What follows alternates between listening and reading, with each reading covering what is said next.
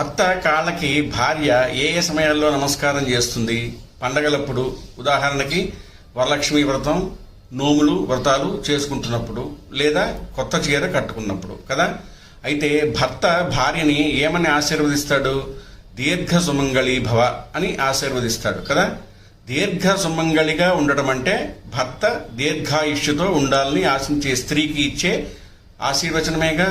అంటే తన భార్యని 10 కాలాల పాటు దీర్ఘ సుమంగళిగా దీవిస్తూ తాను కూడా దీర్ఘాయుష్యుతో ఉండాలని తనకు తాను ఆశీర్వదించుకున్నట్టేగా. అంతేకాదండోయ్, భర్త మంచి ఉపాసనాపరుడై భార్య కూడా అంతో ఇంతో దైవారాధన యందు ఆసక్తి ఉండి తాను కూడా పూజ నామజపం చేసుకున్నట్టయితే ఈ ఆశీర్వచన ఫలితం ద్విగుణీకృతమయ్యి ఎక్కువ ఫలితాన్ని చూపిస్తుంది. అందుకే భార్యలందరికీ నా సలహా ఏంటంటే, మీ భర్త కాళ్ళకి ఎన్నిసార్లు నమస్కారం చేస్తే అంత మంచిది. బాగుంది కదూ. మీకు ఇప్పుడు ఒక ప్రశ్న.